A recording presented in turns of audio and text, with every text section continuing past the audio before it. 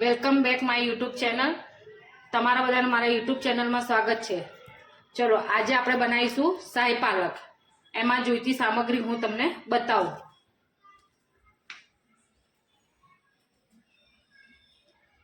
એમાં આપણે એક જોડી પાલક જોઈશે, પછી એક વાટકી ચણાની દાળ, એ મેં 2 કલાક પહેલાં પલાળી દીધેલી છે।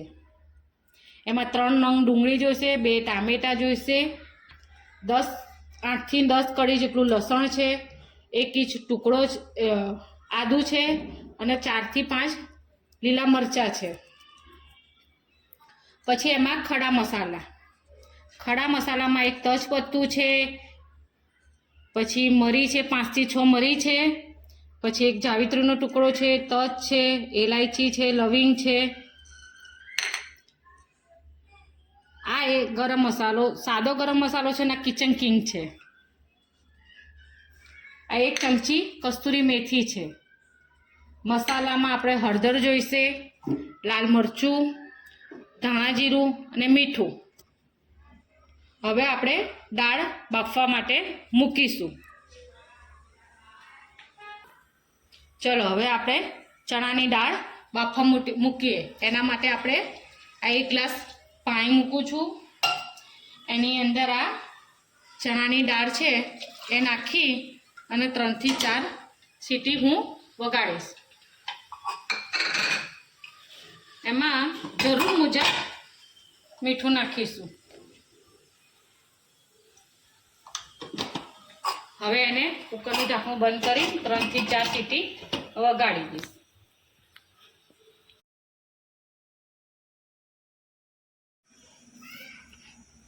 જો હવે આપણી આ દાળ બફાઈ ગયેલી છે, બરાબર। હવે આપણે એને વઘારીશું।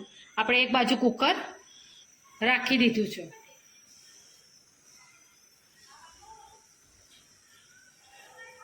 હવે એમાં આપણે તેલ મૂકીશું।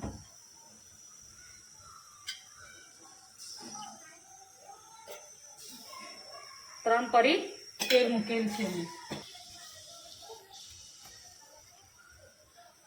3 પરી તેલ મૂકેલું છે। હવે તેલ આવી જાય એટલે એમાં આપણે જીરું જોઈએ। તેલ આવ્યું? ના, હજી નથી આવ્યું।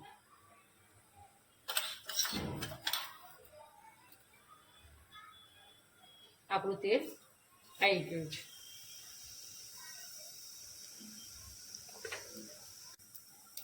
જો જીરું આપણું ચટકાઈ ગયેલું છે, એમાં હવે આપણે આ ખડા મસાલા નાખી દઈએ। પછી આ લસણ, મરચાં અને આદુ એ નાખી દઈએ અને ગેસ કરીએ ધીમો। જો લસણ મરચાં આપણા નાખ્યા પછી હવે તરત આપણે ડુંગળી નાખીશું। ડુંગળી નાખ્યા પછી આપણે એને હલાવીશું।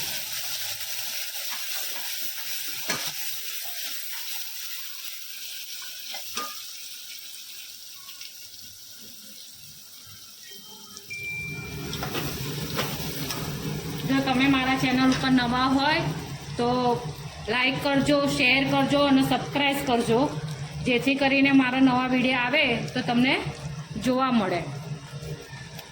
હવે આપણી ડુંગળી થોડી ચડે ત્યાં સુધી આપણે એને રાખીશું।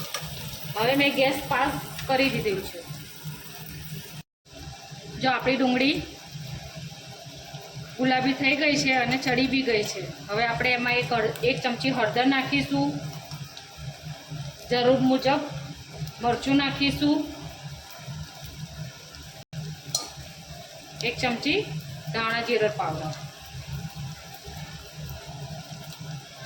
1 ચમચી ગરમ મસાલો અને 1 ચમચી કિચન કિંગ મસાલો, અડધી ચમચી જેટલો છે એ આપણે પાછળથી નાખવાનો છે।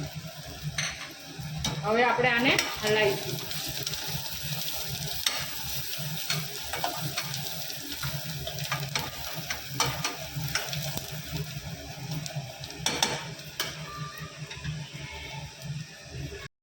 જો હવે એમાં આપણે આ ટામેટા મિક્સ કરીશું।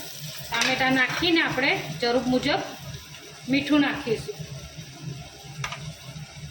એને પણ આપણે સારી રીતે હલાવી લઈશું।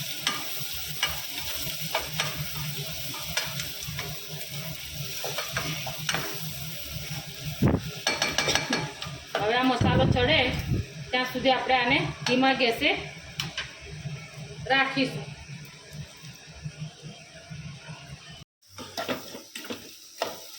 જો આપણા મસાલામાંથી તેલ છૂટવા લાગ્યું છે.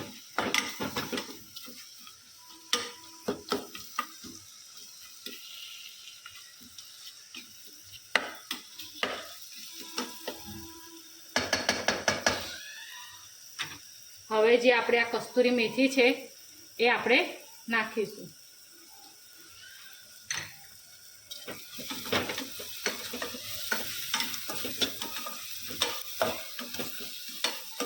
જો મસાલા આપણે એકદમ સરસ ચડી જવા જોઈએ, એમાંથી તેલ છૂટી જાય એટલે હવે આપણે પાલક નાખીશું.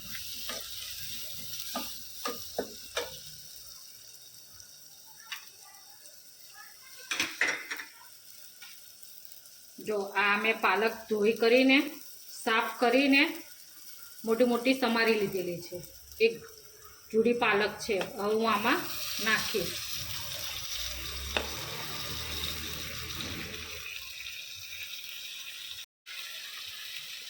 હવે આપણે હલાવીશું એને.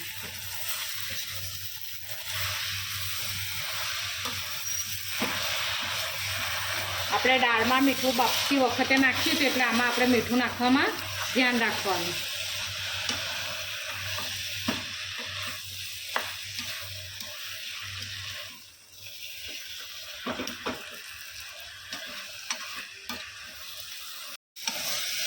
જો મસાલામાં આપણી પાલક મિક્સ થઈ ગઈ છે. હવે જે આપણી આ ચણાની દાળ બાફીને રાખી છે એ અંદર ઉમેરી દેશું.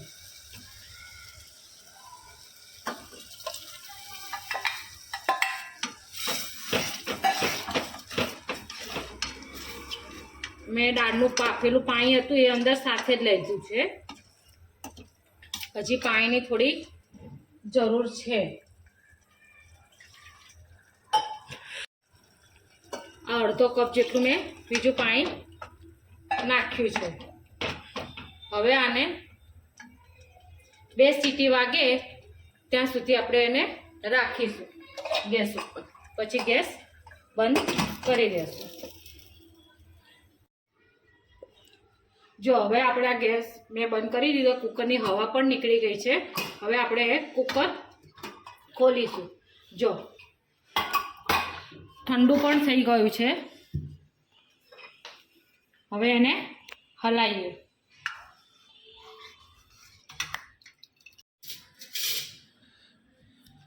જો હવે આપણે આ ચણાની દાળ જોઈ લઈએ. ચડી ગઈ છે. જો સરસ ચડી ગઈ છે, ગળી ગઈ છે એકદમ બરાબર. હવે આપણે એને બ્લેન્ડરથી ક્રશ કરી દઈએ.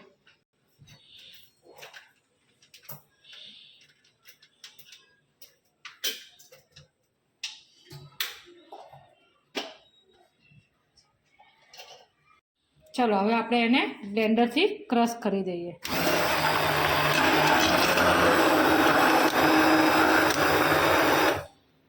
તો આપણું આ ક્રશ થઈ ગયું છે.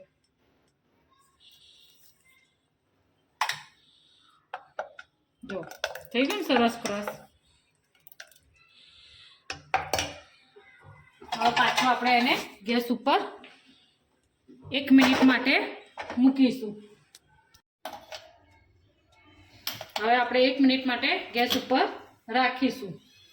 અને જે આપણે અડધી ચમચી જેટલો કિચન કિંગ રાખ્યો હતો હવે આ ઉપરથી આપણે એને નાખી દઈશું.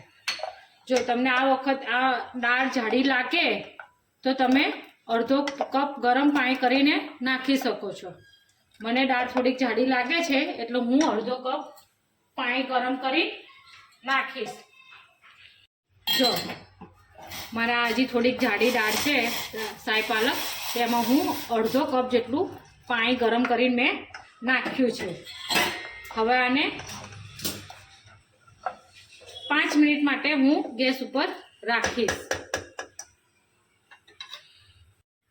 જો હવે આપણી આ દાળ ઉકળે છે. આ ઉકળે છે. હવે આપણે ગેસ બંધ કરી દેશું.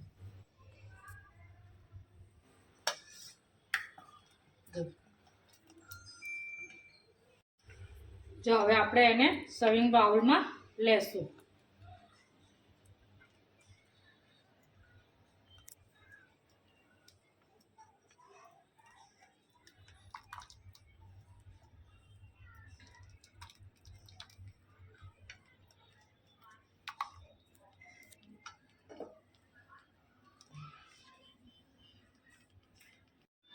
મેં પ્લેટ સેવ કરી દીધી છે.